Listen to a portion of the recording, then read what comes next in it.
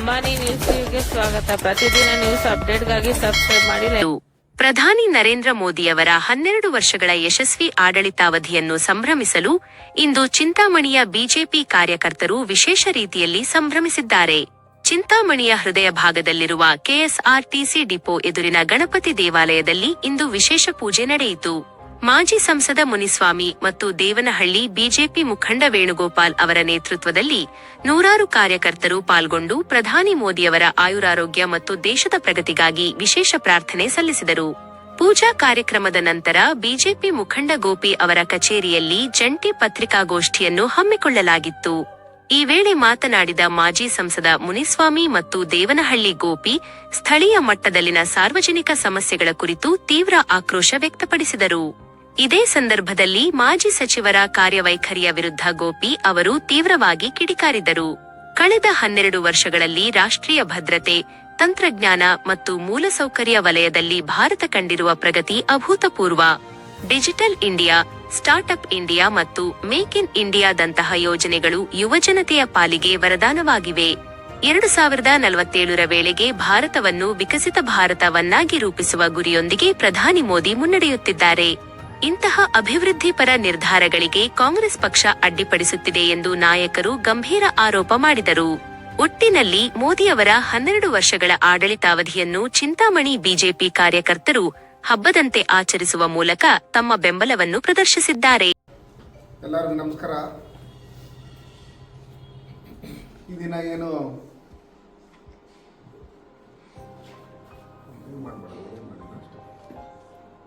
ಏನು ನಮ್ಮ ಚಿಂತಾಮಣಿ ತಾಲೂಕಿನಲ್ಲಿ ಅಧ್ಯಕ್ಷರಾದಂಥ ಗೋವಿಂದ್ರವರು ಮತ್ತೆ ಈ ಭಾಗದ ಜನಸೇವಕರು ಸದಾ ಚಿಂತಾಮಣಿಯ ಅಭಿವೃದ್ಧಿಯನ್ನು ಮನಸ್ಸಿನಲ್ಲಿಟ್ಟುಕೊಂಡು ಚುನಾವಣೆಗೆ ನಿಂತ್ಕೊಳ್ಳೋಕೆ ಮೊದಲೇ ಕೋಟ್ಯಾಂತರ ರೂಪಾಯಿ ಬಡವರ ಆರೋಗ್ಯಕ್ಕೋಸ್ಕರ ಖರ್ಚು ಮಾಡಿ ಕಳೆದ ವಿಧಾನಸಭಾ ಚುನಾವಣೆಯಲ್ಲಿ ಹೆಚ್ಚಿನ ಮತಗಳನ್ನು ತಗೊಂಡು ಪರಾಧರಾದ್ರೂ ಸಹ ಚಿಂತಾಮಣಿಗೆ ಒಳ್ಳೇದಾಗಬೇಕು, ಪಾರ್ಟಿಗೆ ಒಳ್ಳೇದಾಗಬೇಕು ಅಂತೇಳಿ ಸದಾ ನಿಮ್ಮ ಜೊತೆಯಲ್ಲಿರ್ತಕ್ಕಂಥ ವೇಣುಗೋಪಾಲನವರೇ, ನಿಕಟಪೂರ್ವ ಅಧ್ಯಕ್ಷರಾದಂಥ ಮಹೇಶ್ ಅವರೇ, ರಾಜಶೇಖರನ್ ಅವರೇ, ಶಿವಪ್ಪನವರೇ, ನಾಗರಾಜ್ ಅವರೇ, ಸುಧೀರ್ ಅವರೇ, ಶಿವು, ಪ್ರದೀಪ್, ದೇವರಾಜ್, ನಮ್ಮ ಮಾನವರು, ನಮ್ಮ ಕೋಲಾರದಿಂದ ಜಿಲ್ಲಾ ಪ್ರಧಾನ ಕಾರ್ಯದರ್ಶಿಗಳಾದಂಥ ಪಿ ರಾಜೀರವರೇ, ಶ್ರೀನಿವಾಸಪುರ ತಾಲೂಕಿನ ಅಧ್ಯಕ್ಷರಾದಂಥ ರೋಣೂರ್ ಚಂದ್ರನ್ ಅವರೇ, ಈ ಪತ್ರಿಕಾಗೋಷ್ಠಿಯಲ್ಲಿ ಬಂದಿರ್ತಕ್ಕಂಥ ನಮ್ಮ ಎಲ್ಲ ವೆಂಕಟೇಶ್ವರವರೇ, ನಮ್ಮ ದಾಬಾ ಮಂಜೂರವರೇ, ಎಲ್ಲ ಮುಖಂಡರುಗಳೇ, ಇಡೀ ಪ್ರಪಂಚದ ಅನೇಕ ಜನ ಪ್ರಧಾನಮಂತ್ರಿಗಳು, ರಾಷ್ಟ್ರಪತಿಗಳು ಎಲ್ಲರೂ ಸನ್ಮಾನ್ಯ ನರೇಂದ್ರ ಮೋದಿಜಿಯವರು ಏತರ ಪ್ರಧಾನಮಂತ್ರಿಗಳು ಅತಿ ಹೆಚ್ಚಿನ ವರ್ಷ ಪ್ರಧಾನಮಂತ್ರಿಗಳಾಗಿರತಕ್ಕಂಥ ಇದರಲ್ಲಿ ಯಾರು ಇದುವರೆಗೂ ಇರಲಿಲ್ಲ. ಆದರೆ ಸನ್ಮಾನ್ಯ ನರೇಂದ್ರ ಮೋದಿಜಿಯವರು ಸ್ವತಂತ್ರ ಬಂದ ನಂತರ ಅವತ್ತು ವಿರೋಧ ಪಕ್ಷಗಳು ಬಲಹೀನವಾಗಿದ್ವು ಅಂತ ಹೇಳಿ ನಿಮ್ಗೆಲ್ಲರಿಗೂ ಗೊತ್ತು. ಪ್ರಧಾನಮಂತ್ರಿ ಆಗಬೇಕಂತ ಯಾರಿಗೆ ಬಹುಮತ ಬಂತು, ಯಾರು ಪ್ರಧಾನಮಂತ್ರಿ ಆದರು ಅಂತೇಳಿ ನಿಮಗೆಲ್ಲ ಗೊತ್ತಿರ್ತಕ್ಕಂಥ. ಹಾಗಿರ್ತಕ್ಕಂಥ ಸಂದರ್ಭದಲ್ಲಿ ಸತತವಾಗಿ 2014ರಿಂದ 2026ವರೆಗೂ 3 ಬಾರಿ ಪ್ರಧಾನಮಂತ್ರಿಗಳಾಗಿ ಹೆಚ್ಚಿನ ಅವಧಿಯಲ್ಲಿ ಪ್ರಧಾನಮಂತ್ರಿ ಆಗಿರ್ತಕ್ಕಂಥ ಹೆಗ್ಗಳಿಕೆ ಇವತ್ತು ಸನ್ಮಾನ್ಯ ನರೇಂದ್ರ ಮೋದಿ ಅವರಿಗೆ ಸಲ್ಲುತ್ತೆ. ಅವರನ್ನ ಪ್ರಧಾನಮಂತ್ರಿ ಮಾಡಬೇಕು ಅಂತೇಳಿ ಉದ್ದೇಶ ಇಟ್ಕೊಂಡು ನಮ್ಮ ಕೋಲಾರ, ಚಿಕ್ಕಬಳ್ಳಾಪುರ ಇರ್ಬೋದು, ನಮ್ಮ ಕರ್ನಾಟಕದಿಂದಲೂ ಸುಮಾರು 2014ರಲ್ಲೇ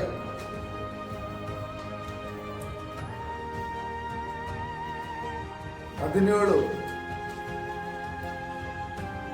ಲೋಕಸಭಾ ಸದಸ್ಯರನ್ನ, 2019ರಲ್ಲಿ 28ರಲ್ಲಿ 25 ಲೋಕಸಭಾ ಸದಸ್ಯರನ್ನ ಮೊನ್ನೆ ನಡೆದಂಥ ಇದರಲ್ಲಿ 19 ಲೋಕಸಭಾ ಸದಸ್ಯರನ್ನ ಕೊಟ್ಟು ಅವ್ರು 3 ಬಾರಿ ಪ್ರಧಾನಮಂತ್ರಿ ಆಗೋದಕ್ಕೆ ನಮ್ಮ ಕರ್ನಾಟಕದ ಪ್ರತಿಯೊಂದು ಕಾರ್ಯಕರ್ತರು, ಪ್ರತಿಯೊಂದು ಮುಖಂಡರುಗಳು ಹಗಲು ರಾತ್ರಿ ಕೆಲಸ ಮಾಡಿ ಈ ದೇಶಕ್ಕೆ ಒಳ್ಳೇದಾಗಬೇಕಂತೇಳಿ ಯಾವ ರೀತಿ ಕೆಲಸ ಮಾಡಿದ್ದಾರೆ ಇದನ್ನೆಲ್ಲ ನೀವೆಲ್ಲ ನೋಡಿದ್ದೀರಿ. ಸುಮಾರು ಜನ ವಿರೋಧ ಪಕ್ಷದಲ್ಲಿರ್ತಕ್ಕಂಥವ್ರು ಇವತ್ತು ವಿರೋಧ ಪಕ್ಷದಲ್ಲಿ ಕುತ್ಕೊಳ್ಳೋದಕ್ಕೂ ನ್ಯಾಯಲಾಯಕ್ಕಿರ್ತಕ್ಕಂಥವ್ರು ಪ್ರಧಾನಮಂತ್ರಿ ಅಭ್ಯರ್ಥಿ ಅಂತ ಹೇಳ್ಕೊಂಡ್ರೆ ಅವರೇ ನಮಗೆ ಬ್ರ್ಯಾಂಡ್ ಚುನಾವಣಾ ಪ್ರಚಾರಿಗಳು.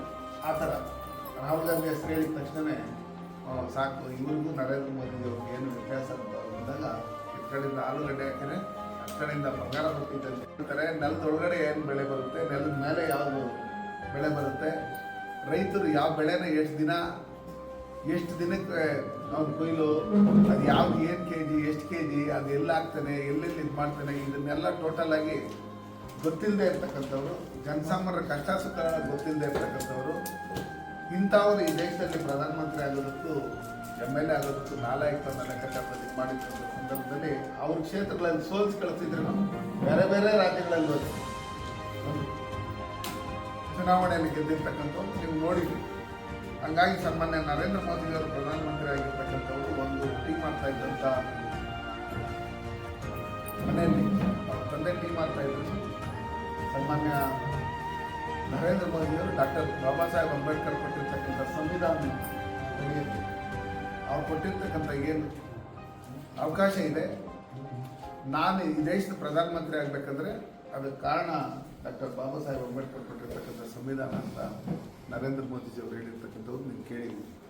ಸಬ್ಕಾ ಸಾಥ್ ಸಬ್ಕಾ ವಿಕಾಸ್ ಸಬ್ಕಾ ವಿಶ್ವಾಸ್ ಸಬ್ಕಾ ಪ್ರಯಾಸ್ ಅನ್ನೋ ಮೂಲ ಮಂತ್ರದೊಂದಿಗೆ ಎಲ್ಲರ ಜೊತೆಗೂಡಿ ಈ ದೇಶದಲ್ಲಿ 14ರಿಂದ 26ರವರೆಗೂ ಇದುವರೆಗೂ ಯಾವುದೇ ರೀತಿಯಾದಂಥ ಕೇಂದ್ರ ಸರ್ಕಾರದ ಯಾವುದೇ ಒಂದು ಮಂತ್ರಿಗಳು ಒಂದೇ ಒಂದು ಸಣ್ಣ ಪುಟ್ಟ ಭ್ರಷ್ಟಾಚಾರ ಇಲ್ಲ, ಯಾವುದೇ ರೀತಿಯಾದಂಥ ಡೆವಲಪ್ಮೆಂಟ್ ವಿಷಯದಲ್ಲಿ ರಾಜಿ ಇಲ್ಲದೆ ಅಭಿವೃದ್ಧಿ ಕೆಲಸಗಳನ್ನು ಮಾಡ್ತಾ ಇರ್ತಕ್ಕಂಥ ಸನ್ಮಾನ್ಯ ನರೇಂದ್ರ ಮೋದಿಜಿಯವರು ಅವ್ರಿಗೆ ಇನ್ನಷ್ಟು ಶಕ್ತಿ ಕೊಡಬೇಕು ಅಂತೇಳಿ ಇಡೀ ದೇಶದಲ್ಲಿ ಇಡೀ ಪ್ರಪಂಚದಲ್ಲಿ ಎಲ್ಲರೂ ಇವತ್ತು ಪೂಜೆಗಳು ಮಾಡಿ ಆ ಭಗವಂತ ನಮಗೆ ಕೊಟ್ಟಿರ್ತಕ್ಕಂಥ ಏನು ಆಯುಷ್ಯದೆ, ನಮಗೇನು ನಮ್ಮ ತಂದೆ ತಾಯಿ ಮಾಡಿರ್ತಕ್ಕಂಥ ಪುಣ್ಯದಲ್ಲಿ ನಾವೇನು ಮಾಡಿರ್ತಕ್ಕಂಥವ್ರು ಸಣ್ಣ ಪುಟ್ಟ ಒಳ್ಳೇದಿದ್ರೂ ಅದರಲ್ಲಿ ಸಾಸಿವೆ ಕಾಳಷ್ಟು ಅವ್ರಿಗೆ ಸಲ್ಲಂಥ ರೀತಿಯಲ್ಲಿ ಮಾಡಿ ಅವ್ರಿಗೆ ಆಯುಷ್ಯ ಇನ್ನೂ ಶಕ್ತಿ ಕೊಡಲಿ ಅಂತೇಳಿ ಇವತ್ತು ಆ ಭಗವಂತನ ನಾವು ಪ್ರಾರ್ಥನೆ ಮಾಡಿಕೊಂಡು ಎಲ್ಲ ಕಡೆ ಸಿಹಿ ಹಂಚೋದ್ರ ಮುಖಾಂತರ ನಮ್ಮ ಸಾಮಾಜಿಕ ಕಾರ್ಯಗಳನ್ನು ಸ್ವಚ್ಛ ಭಾರತ್ ಆಗ್ಬೋದು, ಮತ್ತು ಹಣ್ಣು ಹಂಪಲು ಕೊಡೋಂಥದ್ದು, ಅನಾಥ ಆಶ್ರಮ ವೃದ್ಧಾಶ್ರಮಗಳಲ್ಲಿ ಊಟ ಕೊಡೋಂಥದ್ದು ಇರ್ಬೋದು, ಬಟ್ಟೆ ಕೊಡೋಂಥದ್ದು ಇರ್ಬೋದು, ಈ ಎಲ್ಲ ಕಾರ್ಯಗಳನ್ನು ಇಡೀ ದೇಶದಲ್ಲಿ ಇಡೀ ಪ್ರಪಂಚದಲ್ಲಿ ಎಲ್ಲ ಕಡೆ ಮಾಡ್ಕೊಂಡು ಹೋಗ್ತಾ ಇದ್ದೀವಿ. ಇದ್ರ ಮಧ್ಯೆ ಕಾಂಗ್ರೆಸ್ ಅವರು ಹೇಳ್ತಾರೆ ಏನು ಮಾಡಿದ್ದಾರೆ ಅಂತೇಳಿ. ಕಾಂಗ್ರೆಸ್ ಅವರು ಏನು ಈ ದೇಶನ ಸುಮಾರು 60 ವರ್ಷಗಳ ಹೆಚ್ಚಿನ ಕಾಲ ಈ ದೇಶನ ಪ್ರಧಾನಮಂತ್ರಿಗಳಾಗಿ ನೆಹರು, ಇಂದಿರಾ ಗಾಂಧಿ, ರಾಜೀವ್ ಗಾಂಧಿ ಅವರು ಬೇರೆ ಬೇರೆಯವರೆಲ್ಲ ಆಳ್ವಿಕೆ ಮಾಡಿದರು. ಅವರು ಎಷ್ಟು ಸಾಲಗಳು ಮಾಡಿದರು, ಯಾವ ರೀತಿ ನಮ್ಮ ಆರ್ಥಿಕ ಪರಿಸ್ಥಿತಿ ಇತ್ತು, ಇವತ್ತು ಇಡೀ ದೇಶದಲ್ಲಿ ಇಡೀ ಪ್ರಪಂಚದಲ್ಲಿ ಮೊದಲನೇ ಸ್ಥಾನಕ್ಕೆ 7.7 GDP ಬಂದಿರತಕ್ಕಂಥದ್ದು ಕಾರಣ ಇಂಥ ಯುದ್ಧಗಳು ನಡೆಯುವಂಥ ಸಂದರ್ಭದಲ್ಲೂ ಬೇರೆ ಬೇರೆ ದೇಶಗಳಲ್ಲಿ ಗ್ಯಾಸ್ ಆಗಲಿ ಪೆಟ್ರೋಲ್ ಆಗಲಿ ಇವನ್ನೆಲ್ಲ ಕಂಪ್ಲೀಟಾಗಿ ನಿಲ್ಲಿಸಿರ್ತಕ್ಕಂಥ ಸಂದರ್ಭದಲ್ಲೂ ಬೇರೆ ಬೇರೆ ದೇಶಗಳು ಹೋಲಿಸಿದಾಗ ಅಲ್ಲಿನ ರೇಟ್ಗೂ ಇಲ್ಲಿನ ರೇಟ್ಗೂ ಅಜಗಜಾಂತರ ವ್ಯತ್ಯಾಸ ಇರ್ತಕ್ಕಂಥದ್ದು. ನಮ್ಮ ಜನಕ್ಕೆ ತೊಂದರೆ ಆಗದೆ ಇರ್ತಕ್ಕಂಥ ರೀತಿಯಲ್ಲಿ ಯಾವ ರೀತಿ ನಮ್ಮ ಪರವಾಗಿ ಕೆಲಸ ಮಾಡಿದ್ದಾರೆ ಅಂತ ಹೇಳಿ ನಿಮಗೆಲ್ಲರಿಗೂ ಗೊತ್ತಿರ್ತಕ್ಕಂಥ ವಿಷಯ. ಅವ್ರು ಕೊಟ್ಟಿರ್ತಕ್ಕಂಥ ಯೋಜನೆಗಳಲ್ಲಿ ಯಾವುದೇ ಒಂದು ಪಕ್ಷದವ್ರು ಇರ್ಬೋದು, ಈ ದೇಶದಲ್ಲಿರ್ತಕ್ಕಂಥ ಪ್ರತಿಯೊಂದು ಜಾತಿ ಮತ್ತವ್ರಿಗೂ ಈ ದೇಶದ ಎಲ್ಲ 140 ಕೋಟಿ ಜನಕ್ಕೂ ಸನ್ಮಾನ್ಯ ನರೇಂದ್ರ ಮೋದಿಜಿಯವರು ಕೊಟ್ಟಿರ್ತಕ್ಕಂಥ ಯೋಜನೆಗಳನ್ನು ಕಟ್ಟಕಡೆ ಪ್ರಜೆಗಳನ್ನು ತಲುಪಿಸ್ಬೇಕು ಅನ್ನೋ ಒಂದು ಉದ್ದೇಶದಿಂದ ನಮ್ಮ ಎಲ್ಲ ಭಾರತೀಯ ಜನತಾ ಪಾರ್ಟಿ ಎಲ್ಲ ಪದಾಧಿಕಾರಿಗಳ ಜೊತೆಲಿಟ್ಕೊಂಡು ಕೇಂದ್ರ ಸರ್ಕಾರದ ಯೋಜನೆಗಳೇನಿದೆ ಆ ಯೋಜನೆಗಳನ್ನು ಇಲ್ಲಿ ಒಂದು ಕಡೆ ಸನ್ಮಾನ್ಯ ನರೇಂದ್ರ ಮೋದಿಜಿ ಹೆಣ್ಮಕ್ಳಿಗೆ 33% ರಿಸರ್ವೇಷನ್ ಕೊಡಬೇಕು, ಹೆಣ್ಮಕ್ಳ ಹೆಸರಲ್ಲೇ ಸೈಟ್ಗಳಿರಬೇಕು, ಮನೆಗಳಿರ್ಬೇಕು ಅಂತೇಳಿ ಹೆಣ್ಮಕ್ಳನ್ನ ಸದೃಢನನ್ನಾಗಿ ಮಾಡಬೇಕು ಅಂತೇಳಿ ಲಖಪತಿ ದೀದಿಯ ಇರ್ಬೋದು, ಯಾವುದೇ ರೀತಿಯಾದಂಥ ಶೂಟಿ ಇದೆ, ಅವರು ಟೈಲರಿಂಗ್ ಆಗಲಿ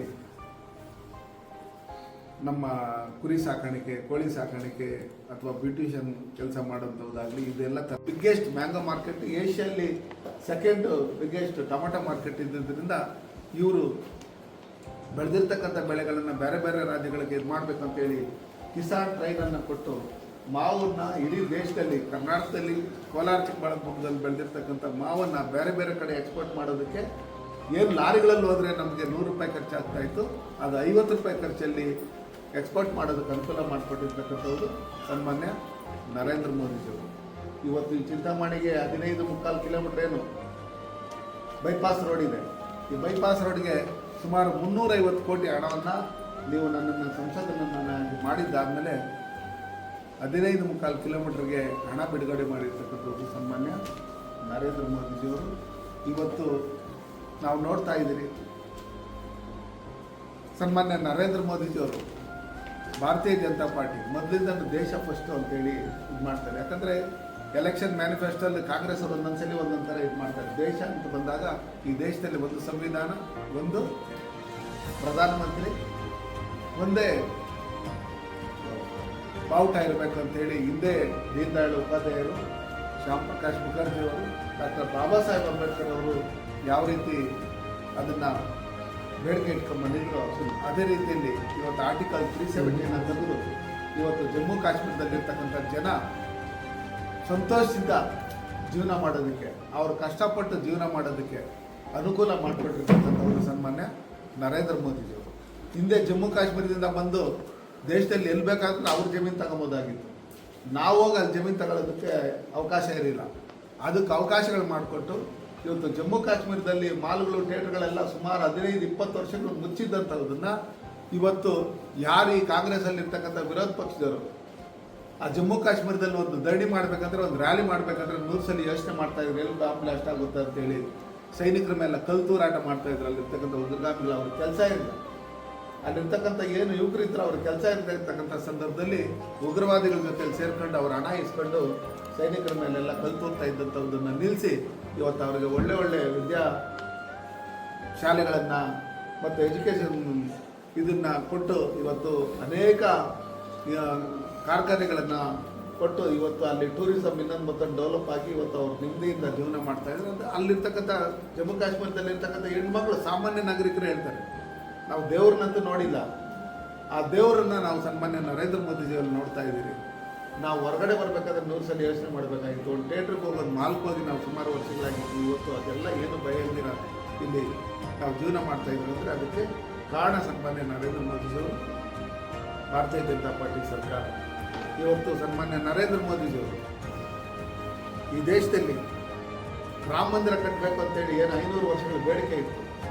ಆ ಬೇಡಿಕೆ ಕೋರ್ಟಲ್ಲಿದ್ದಂಥ ಸಂದರ್ಭದಲ್ಲಿ, ನ್ಯಾಯಾಲಯದಲ್ಲಿ ಅದನ್ನು ತೀರ್ಪು ಕೊಟ್ಟರೆ ಈ ದೇಶದಲ್ಲಿ ರಕ್ತ ದೋಕಳಿ ಇರುತ್ತೆ ಅಂತ ಹೇಳ್ಬಿಟ್ಟು ಹೇಳಿ ಹಿಂದೆ ಕಾಂಗ್ರೆಸ್ನ ಪ್ರಧಾನಮಂತ್ರಿಗಳು ಇವರೆಲ್ಲ ಏನು ಉಲ್ಲೇಖ ಮಾಡಿದರು, ಅವ್ರ ರಕ್ಷಣೆ ನಮ್ಮ ಕೈಯಲ್ಲಿ ಕೊಡೋಕ್ಕಾಗಲ್ಲ ಅಂತೇಳಿ ಏನು ಹೇಳಿದರು.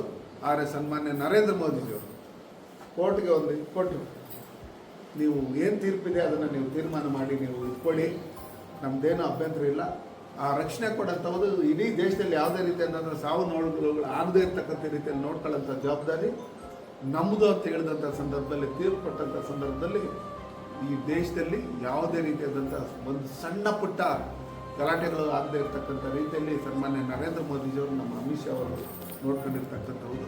ಇವತ್ತು ಭವ್ಯವಾದಂಥ ರಾಮ ಮಂದಿರ ಕಟ್ಟೋದಕ್ಕೆ ಎಷ್ಟೋ ಜನ ಅವತ್ತಿನ ಇವತ್ತು 80 ವರ್ಷ 70 ವರ್ಷ ಆಗಿದ್ರೂ ಅವರು ರಾಮ ಮಂದಿರಕ್ಕೋಸ್ಕರ ಹೋರಾಟ ಮಾಡಿದಂಥವ್ರನ್ನ ಇವತ್ತು ರೌಡಿಗಳು ಅಂತೇಳಿ ನೋಡ್ತಾ ಇದ್ದಾರೆ.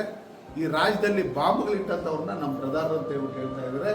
ಪೊಲೀಸ್ ಸ್ಟೇಷನ್ ಮೇಲೆ ಹಲ್ಲೆ ಮಾಡಿದವ್ರನ್ನ, ಪೊಲೀಸರ ಮೇಲೆ ಹಲ್ಲೆ ಮಾಡಿದವ್ರನ್ನ, ಪೊಲೀಸ್ ಸ್ಟೇಷನ್ ಬೆಂಕಿ ಹಾಕಿದವ್ರನ್ನ, ಅವ್ರದೇ ಸರ್ಕಾರದ ಶಾಸಕರನ್ನ ಮನೇನ ಸುಟ್ಟಾಕದಂಥವ್ರನ್ನ ಇವತ್ತು ಕೇಸ್ಗಳನ್ನು ಖುಲಾಸೆ ಮಾಡಿರ್ತಕ್ಕಂಥದ್ದು ನಾವು ನೋಡಿದ್ರಿ. ಇದು ನಿಜಕ್ಕೂ ನಾಚಿಕೆ ಆಗಬೇಕು ಕಾಂಗ್ರೆಸ್ ಅವ್ರಿಗೆ.